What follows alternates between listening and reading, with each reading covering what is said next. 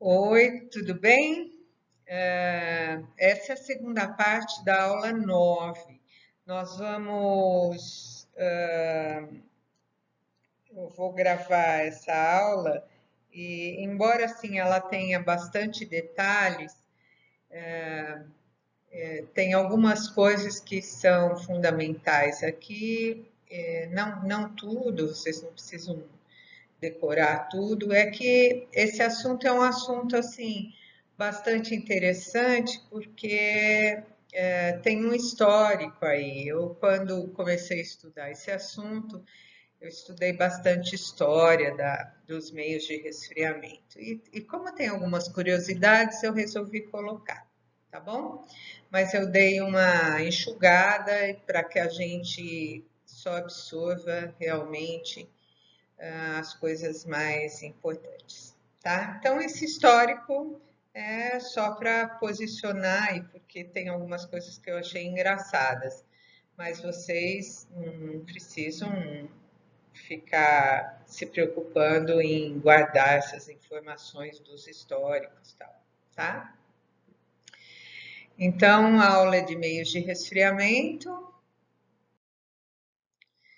e bom, a história dos meios de resfriamento, quando a gente começa a ler, né, a gente percebe que tem muita coisa envolta em uma coisa mística, uma envolto em magia, tem algumas coisas que parecem poções de bruxas, né? É que, na verdade, o pessoal na antiguidade não entendia muito bem o que acontecia, né? Como é que você endurecia o aço, né? Eles sabiam que, mediante alguns experimentos deles lá, eles conseguiam endurecer o aço, e com isso, quem detinha essas técnicas de endurecimento do aço detinha uma certa supremacia nas batalhas, né?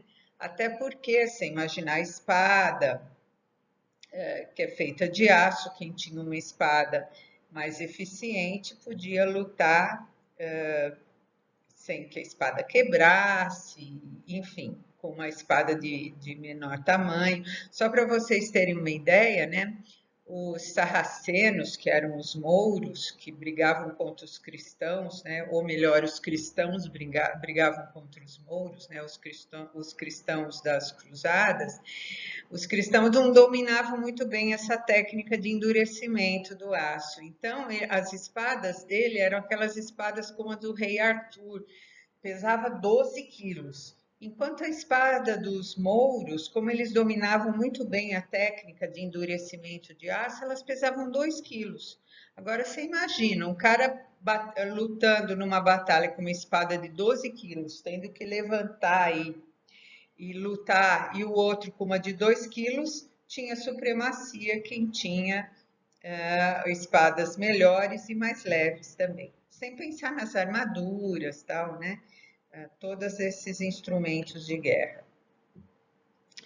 Bom, mas foi só depois, com o aparecimento do Adolf Martins, no início do século passado, é que se começou a entender muito bem como é que a martensita se formava, né?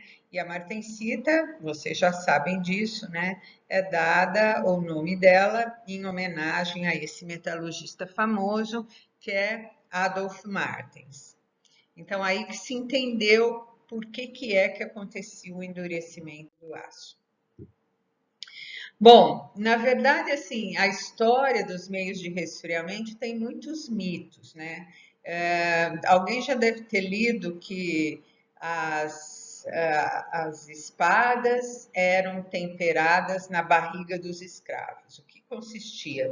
Eles esquentavam as espadas, aqueciam, então austenitizavam, olha lá, né? Que nem a gente viu na aula passada, e aí enfiavam na barriga dos escravos ou transversalmente aqui no peito, pegando essa direção aqui. Isso, na verdade, é um mito, né? Porque, primeiro, que esses nobres não faziam nada, eles só lutavam. E então o escravo tinha que produzir alimento para esse pessoal. Ninguém ia ficar matando um escravo por uma, né, com uma espada para temperar uma espada. Então você imagina, se 200 mil soldados, 200 mil escravos, não tinha cabimento. Então, até porque a gente já viu isso também, quando você aquece o aço, os valores de tensão de escoamento, tensão máxima, ele cai. Então, quando você fosse colocar, usar essa espada para perfurar um escravo, podia acontecer dela entortar, né? Então, não tem muito sentido. Outra coisa, antes de eu contar das verdades, outra coisa que acontecia é que eles diziam que a melhor têmpera era aquela feita com urina de virgens. Também acho que para temperar 200 mil espadas, arrumar a urina de 200 para arrumar a urina suficiente para temperar, sei lá, 100 mil espadas não era viável, até porque naquela época a promiscuidade era grande, vai achar virgem aonde, né? Mas tem algumas verdades. Uma das coisas que a história conta é a história do aço de Damasco, e vocês já devem ter ouvido falar que era um aço especial, né? Forjado com aço de baixo e alto carbono forjados juntos, que davam até aqueles desenhos nessas espadas. E como é que esses aços eram temperados? Eles aqueciam na temperatura da oceritização e colocavam nas mãos de cavaleiros, com alguma proteção naturalmente, né, nas mãos de cavaleiros que já estavam prontos, né, guerreiros, para que eles segurassem a espada e saíssem correndo, né, assim, desabalado o cavalo, fazendo em alta velocidade, né, na máxima que o cavalo consegue correr, e o ar em movimento temperariam essas espadas. Só que eles não pensavam que era o ar, né? Eles acreditavam que desse jeito os espíritos de ancestrais bélicos, assim, fortes guerreiros, eles se incorporavam nessas espadas e com isso a espada ficava mais pronta para a luta. Uma outra espada comum, uma outra história legal e que é verdadeira e que foram muito famosas foram as espadas e facas feitas em Toledo, na Espanha, que teve essa invasão de mouros, né? Então eles entendiam muito bem como é que fazia isso. Então, como é que era feita a têmpera? Eles forjavam as espadas, depois eles esperavam uma noite com uma brisa leve, com poucas nuvens cobrindo as estrelas, e aí eles aqueciam, deixavam e colocavam no Rio Tejo. Eles temperavam em água, então, no Rio Tejo. Então, vocês percebem, assim, que tudo tá meio envolto em alguma coisa mística, né? Eram ocasiões especiais que eles temperavam essas espadas. E quem detinha essas informações, né? Eles eram pessoas muito poderosas. Uma outra coisa que eu usava como meio de resfriamento era urina de criança de cabelo ruivo. Sei lá, alguém usou e deu certo, mas olha só, a gente está falando de urina aqui, urina tem sal, né? Então presta bem atenção nisso que nós já vamos falar da importância do sal no meio de resfriamento. Agora eu vou dar uma receita que eu vi lá no livro, que era suco de minhoca com suco de rabanete, com pó de chifre, sangue, sal, e agora não vai aparecer porque minha filha está aí, mas era sebo. Então misturava tudo isso, fazia um meio de resfriamento, parece essa poção de bruxa, né? Pó de chifre, aí misturava tudo. Mas vocês viram que tinha um sal aí? Então, receitas boas de meios de resfriamento iam com sal. Tem uma outra que era urina de cabra que comeu samambaia durante 7 dias, enfim, era tudo meio estranho assim, né? Na China, eles faziam a têmpera em água e eles sempre preferiam fazer em rios caudalosos, como o da esquerda, em detrimento dos rios, das águas dos rios mansos, porque eles também acreditavam que esse espírito das águas incorporava nas espadas. Então, você imagina um espírito calmo incorporando, como da água da direita, incorporando numa espada que ia lutar. Não dá, né? Então, esses rios, eles preferiam esses rios mais turbulentos, digamos assim. No Japão, eles eram metalurgicamente mais avançados, eles conseguiam já fazer velocidades de resfriamento diferentes num mesmo componente. Então, as facas deles ficavam famosas também, porque eles punham na parte, não na parte de corte, mas na outra parte da faca, eles punham uma camada de argila.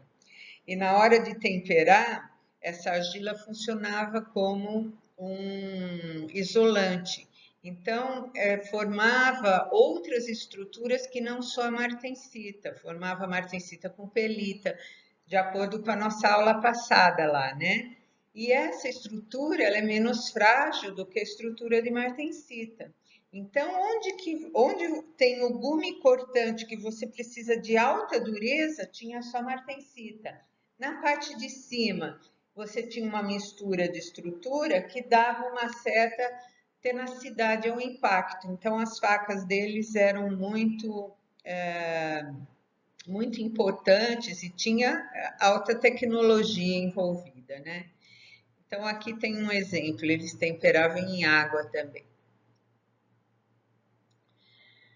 Então, aí que eu falei, né? A aresta transforma em martensita, o corpo em ferrita e perlita, e com isso fica com uma tendência maior a absorver impacto. Então, eu tenho as duas propriedades, né? Baixa e alta tenacidade do impacto. Mas quando elas funcionam juntas, fica uma faca de boa qualidade. Bom, esse é o histórico, essa é a historinha que eu tinha para vocês. Quando a gente pensa em meios de resfriamento, a gente tem que pensar que o processo de têmpera envolve, na verdade, dois processos diferentes com uma interação entre eles.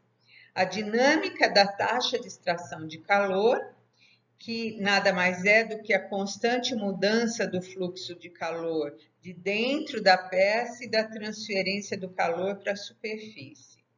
E da cinética de transformação das estruturas, que nada mais que é representada pelo diagrama CCT, que eu mostrei na aula passada para vocês e que eu tenho aqui repetindo, né? Esse slide já estava na aula passada. Então, mostrando, né? Essa é a cinética de transformação que está relacionada com o resfriamento. Dependendo da velocidade, eu vou ter a formação de uma determinada estrutura. E aqui já dá para a gente pensar uma coisa, né? Peças grandes vão ter velocidades de resfriamento diferentes em várias regiões, né? Então, a superfície pode resfriar muito rapidamente, mas à medida que eu caminho para o centro, as velocidades de resfriamento vão caindo e eu posso ter uma mistura de estrutura. Eu posso ficar com a superfície com martensita, depois a martensita vai diminuindo quando eu vou indo mais para o centro, até que o centro vai ter só ferrita e perlita, por exemplo, como está mostrando aí, né? E isso a gente vai ver melhor quando a gente falar sobre temperabilidade, mas já dá para a gente ter uma ideia disso.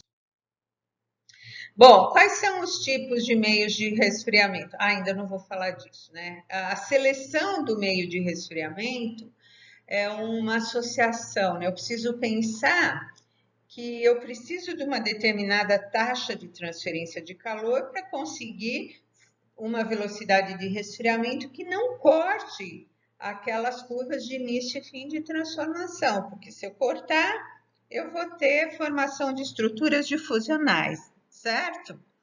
E uma coisa que é inerente a velocidades altas de resfriamento é o aparecimento de distorções, né? Então, é uma briga. Se eu usar um meio de resfriamento muito rápido, eu posso ter o aparecimento de distorções, mas ao mesmo tempo eu preciso do meio de resfriamento rápido para produzir a martensita. Então, é um comprometimento entre essas duas características, né? Então, a técnica que gera distorções, que gera mínimas distorções, aqui está errado, né? Não gera altas taxas de calor e vice-versa. Ó, gente, a técnica que gera mínima distorções, está faltando essa palavra aqui, tá? Não gera altas taxas de transferência de calor e vice-versa. Bom, quais seriam os tipos de meios de resfriamento mais utilizados? O ar é um meio de resfriamento utilizado e para aços que têm grande facilidade em transformar em martensita, ele pode ser um meio de produção de martensita. Olha só, ai, que maldição! Vocês vão olhar lá no slide anterior que o ar ele depende do gás que eu estou usando. O nitrogênio, que é o mais utilizado, porque é o mais barato, né? O hélio e o hidrogênio. Então, nós vamos ver que o hidrogênio é o que tem a maior capacidade de transferência de calor. Onde é que eu uso esses gases para resfriar? Em têmperas a vácuo. Como é que é isso?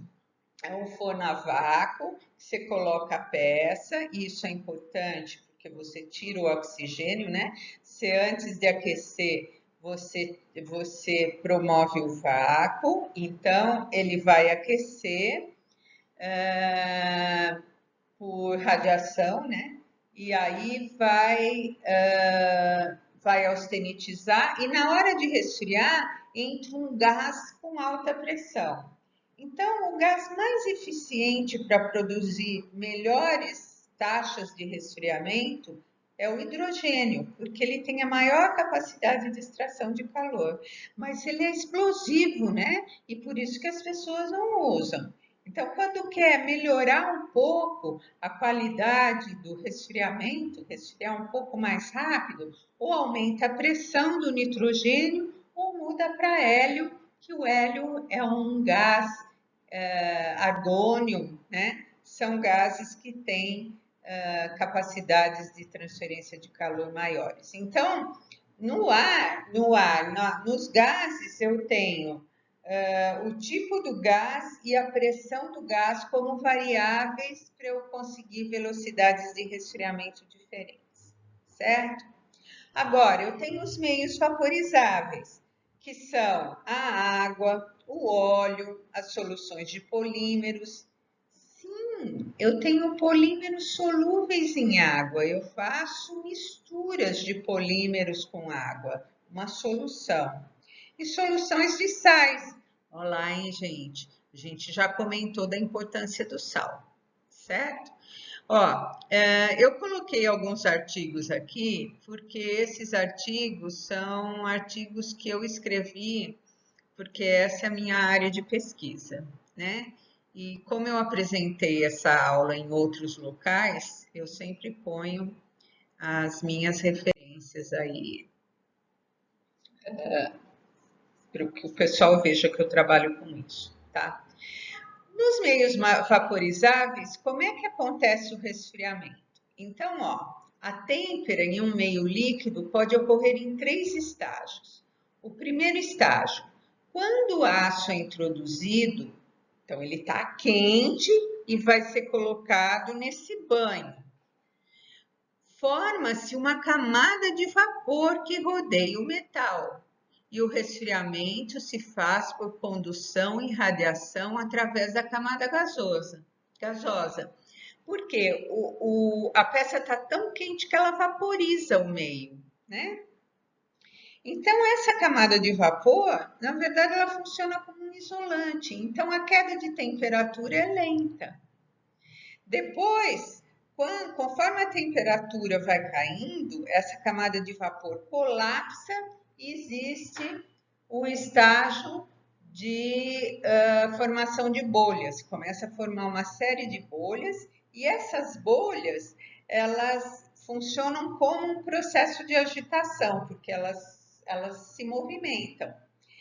E esse estágio é o que eu tenho uma velocidade de resfriamento maior. Então, ó, a película de vapor vai desaparecendo e dando lugar à formação e desprendimento de bolhas. Passado esse estágio, eu entro no terceiro estágio, onde o resfriamento se dá por condução e convecção, e é durante esse estágio que ocorre a transformação matensítica, porque eu já estou lá embaixo, próximo do MS, no terceiro estágio, certo? Gente, para assistir essa aula, tem que ter assistido a aula anterior, certo? Bom, então tá aí, ó. Olha só, esse gráfico é temperatura por tempo, aparecendo inicialmente a peça mergulhada num vidro, né? E aí eu consigo enxergar a camada de vapor, tem essa reta inclinada que a temperatura está caindo lentamente. Aí eu tenho a fase de nucleação de bolhas, a temperatura cai rapidamente e eu entro no terceiro estágio, quando o resfriamento se dá por convecção. Então, são esses os estágios de resfriamento quando eu coloco num meio vaporizável. Por isso que a agitação do banho é importante, porque eu tenho que quebrar essa camada de vapor muito rapidamente, porque senão eu começo a demorar para resfriar, eu entro dentro das curvas CCT. Então, esse resfriamento tem que ser rápido, a camada de vapor tem que quebrar rapidamente. Então, existem várias maneiras, agitando, eu posso colocar aditivos que quebrem a camada de vapor, posso mexer na agitação, na temperatura, mas sempre é importante agitar, inclusive para homogeneizar o resfriamento. E nós vamos ver como isso é importante, uniformizar o resfriamento. Só mais uma coisa, nessa segunda fase que eu tenho a nucleação de bolhas, essas bolinhas, elas às vezes ficam aderidas à superfície. Então, a agitação faz com que elas se soltem, desprendam. E isso é importante, por quê? Porque se você tem na peça uma bolinha grudada, nessa regiãozinha eu vou ter um isolante, né? Por quê? O ar é um isolante. Então, nessa região onde a bolha grudou, vai resfriar mais lentamente. E aí eu posso ter uma dureza menor do que a dureza das outras regiões. Então, é o que a gente chama de aparecimento de pontos moles. A hora que você está medindo a dureza da peça, tem lugar que a dureza caiu. É alguma bolha que possa ter ficado durante o processo de resfriamento. Então, olha só, nessa primeira fase, o coeficiente de transferência de calor é em torno de 100 a 200. Na segunda fase, é de 10.000 a 20.000. Olha só a diferença, né? E na terceira fase, ele fica por volta de 700. Então, a troca de calor ela é muito diferente, dependendo do estágio em que você está durante o processo de resfriamento. Se eu tirar a primeira derivada dessa curva de resfriamento, eu vou ter a taxa de resfriamento. Então, olha só, olha como isso é verdade. Na primeira fase, eu tenho uma baixa taxa de resfriamento, então ela desce assim. Depois eu entro no segundo estágio, que eu estou trocando calor mais rapidamente, a coeficiente de transferência de calor é de 10.000 a 20.000, aí eu tenho essa barrigona e depois ele volta a cair, porque a taxa de troca de calor, coeficiente, né, de transferência de calor é de 700. Então, isso é um valor médio de um meio de resfriamento. Vou passar um filminho aqui para vocês verem como que se dá o resfriamento em água. Isso aqui é uma sonda padronizada em que eu estudo os meios de resfriamento com ela. Eu vou falar depois um pouquinho dela. Então, a gente aquece a 850 graus e mistura e mergulha no fluido que você quer estudar, que aqui no caso é a água. Então, vamos ver. Characteristic values of the quenching medium can be obtained during the course of the surface wetting. Vocês estão vendo que não existe uma explosão rápida? Explosão rápida assim, não quebra a camada de vapor rapidamente.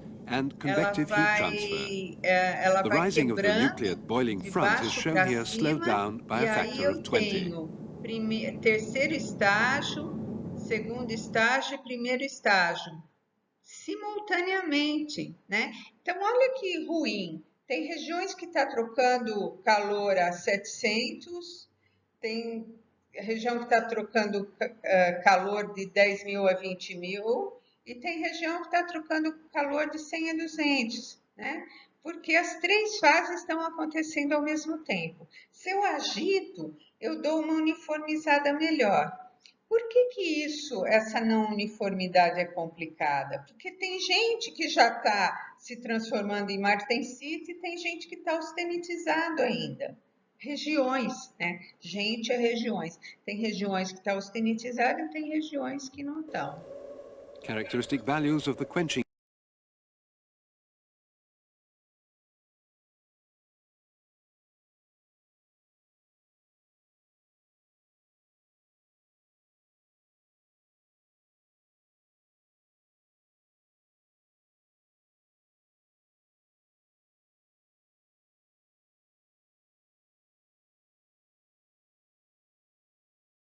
Então, agora vamos ver o óleo. Quenching is achieved by the medium oil. O óleo the oil's quenching capacity is also primarily determined by the wetting process and the viscosity. The slow motion shots show the film boiling on the sampling surface and, with the help of the striation round the workpiece, a relatively wide hot zone of oil which reduces the cooling capacity. In the case of non-conducting electrical quenching, olha o que acontece se for uma solução de polímero. A solução de polímero, ela tem a característica de quebrar uniformemente essa camada que é formada, por causa do próprio mecanismo que ela tem. Eu não vou entrar em detalhe, mas é porque ela tem solubilidade inversa, uma série de características que faz com que ela arrebente a camada de vapor, e que na verdade é uma camada que tem bastante polímero, né? Ela quebra mais rapidamente. Olha só. bubbles being released from the upper edge. Olha só. Overheated polymer layer forms around the workpiece, which ensures a relatively slow cooling of the remaining temperature. Ao mesmo tempo, na mesma condição, né? E isso é muito positivo para a uniformidade. Isso é muito importante, a uniformidade do resfriamento. Bom, quais são os fatores que afetam esses mecanismos, né? Então, o que a gente fez aqui? Isso é um trabalho de um aluno meu de mestrado que trabalhou com sais, né? E ele comparou com a água. Então, o que esse gráfico está mostrando? Temperatura por tempo e lá em cima tem cooling rate, que nada mais é do que taxa de resfriamento. Então, o número 1, 2 e 3 da esquerda são as curvas de resfriamento. quando a gente tira a primeira derivada, eu gero essas curvas com símbolos preto, azul escuro e azul claro, né? Isso é água destilada com temperaturas diferentes, sem nenhuma agitação, então 0 RPM, certo? Olha só, vamos olhar nas taxas de resfriamento. Olha a diferença do comportamento do resfriamento quando a temperatura muda. E isso é uma dica para quem trabalha com meios de resfriamento. Por quê? Porque você tem que manter, se você tiver um grande tanque de resfriamento, você tem que manter um sistema de refrigeração de maneira a que a temperatura permaneça dentro de um range, para você manter a qualidade do que você está produzindo. Porque senão chega uma hora que você não endurece mais a peça, porque caiu a velocidade de resfriamento, porque a temperatura subiu. E ela subiu, diminuiu a taxa de resfriamento, e aí você não está conseguindo formar grande quantidade de martensita, certo? Então, olha, inclusive a 25 graus Celsius, que é o quadradinho preto, eu não tenho nem camada de vapor. No azul escuro já aparece uma camadinha de vapor, que parece uma cobrinha, e no azul claro também, né? Então, para baixa temperatura, mesmo sendo a água, que tem uma certa estabilidade para formar a camada de vapor, ela não se forma porque a temperatura da água é muito baixa, né? Mas olha a diferença de taxa máxima aqui. O 1, olha lá para cima, está em torno de 160 graus Celsius por segundo. O 2 está em 200 e alguma coisa. E o 3 está perto de 240 graus Celsius por segundo. Então, existe uma diferença muito grande só porque eu mexi na temperatura da água.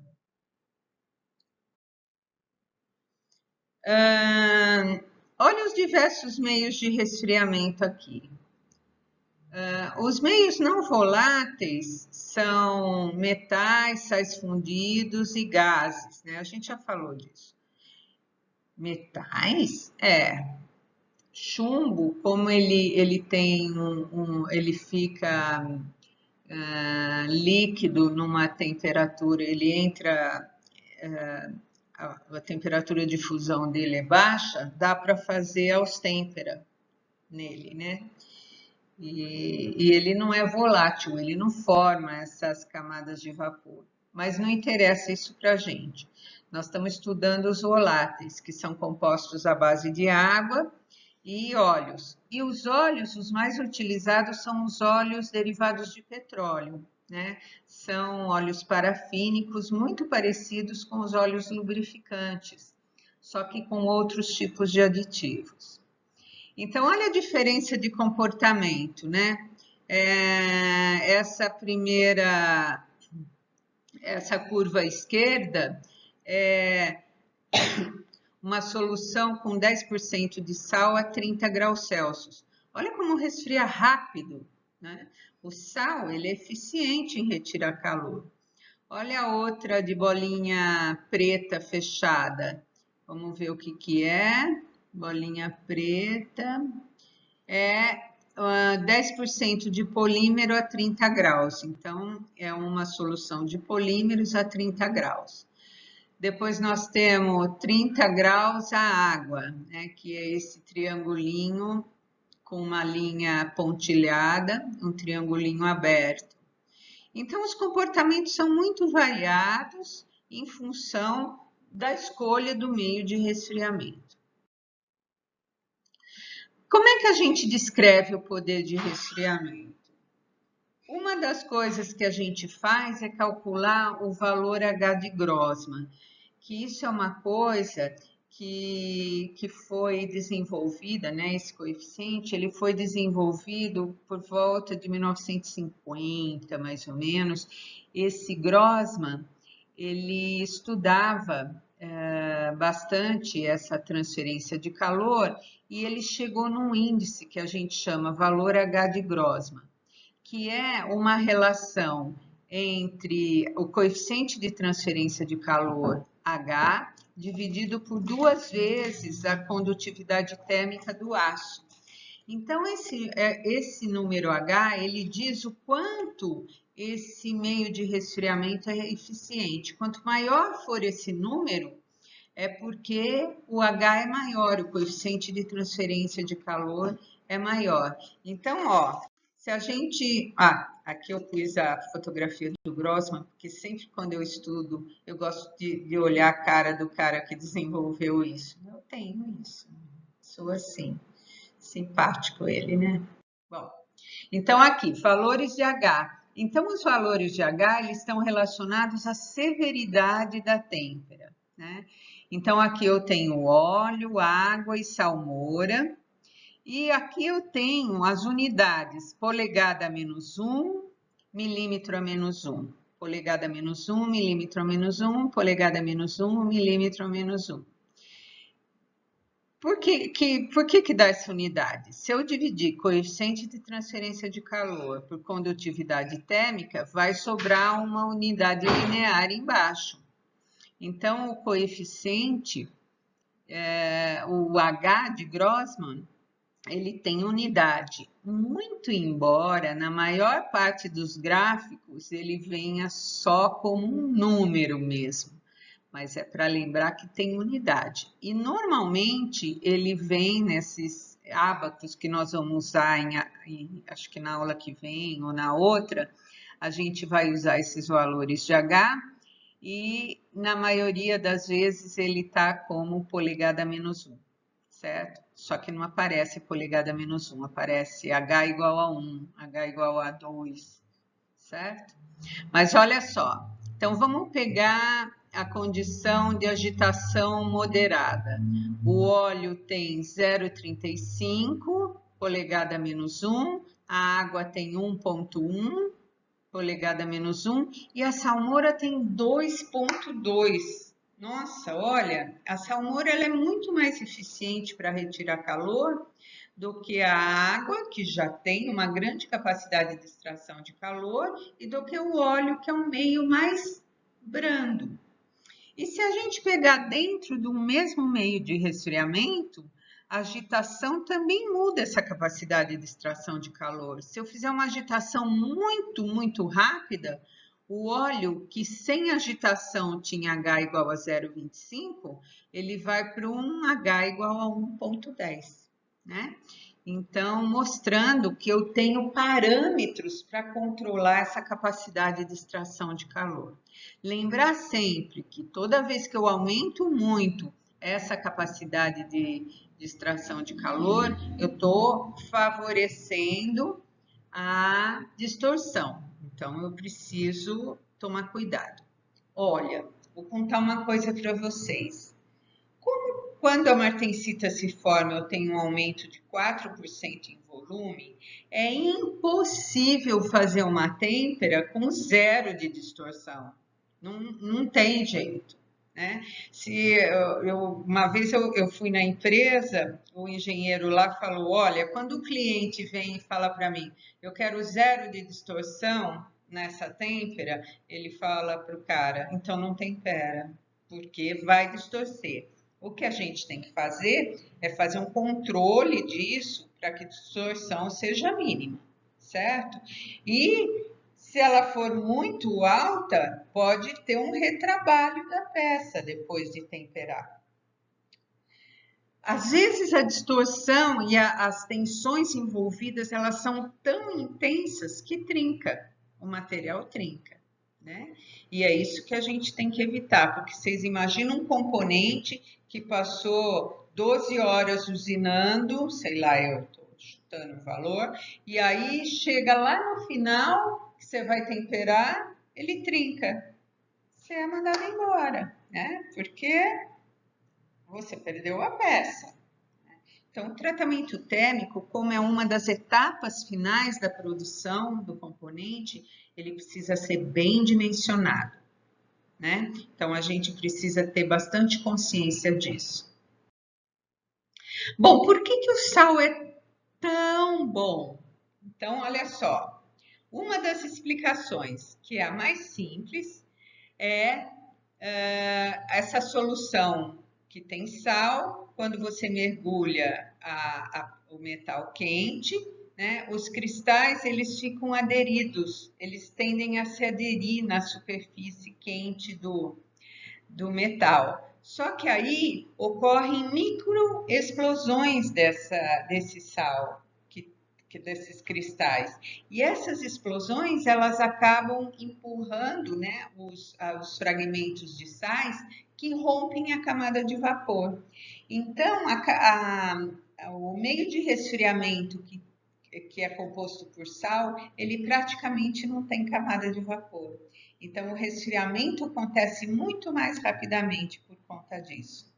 Então, aqui tem esse vapor blanket, que na verdade é um cobertor de vapor, né? Uma camada isolante de vapor, microexplosões, e aí entra rapidamente no estágio 2 de resfriamento. O único problema é que alguns sais, tipo NaCl, que é o sal de cozinha, embora ele seja altamente eficiente, em torno de 9%, ele é muito corrosivo. Então, muitas vezes, eles usam NaOH, NaNO3, né?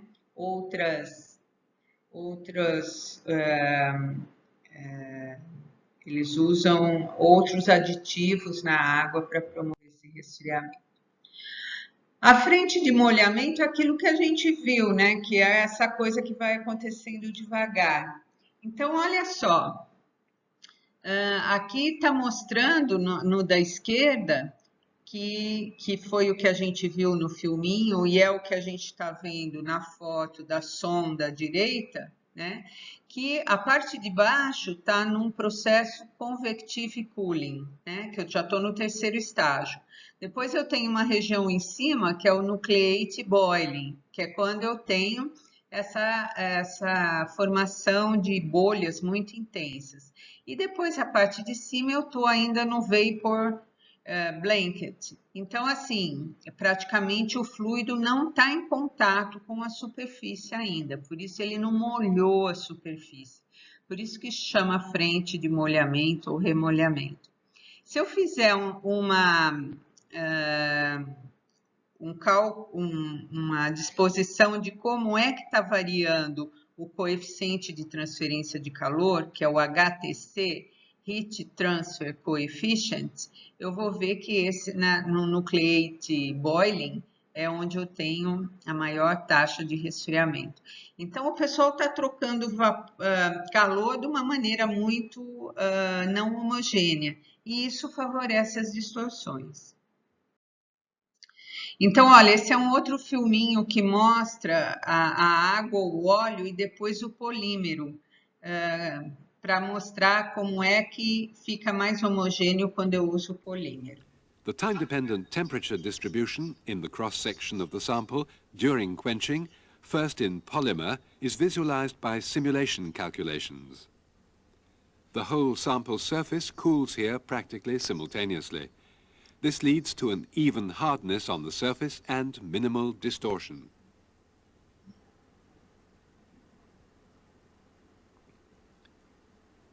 During quenching, for example in water, a different cooling process occurs. Corresponding to the beginning of the wetting, the cooling starts at the bottom of the workpiece. Olha como é if diferente, there is a gradual né, wetting, a large temperature difference results axially. Because the characteristics of the parts change during cooling, the temperature difference cannot be represented by one single temperature curve. The process once again. In order to get a three-dimensional impression of the inhomogeneous temperature progression, the sequence is stopped after approximately 7 seconds. A frente de remolhamento, estão vendo?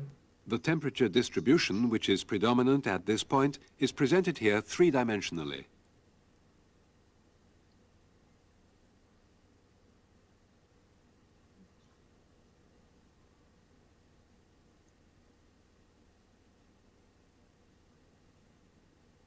Estão mostrando as regiões com diferentes temperaturas.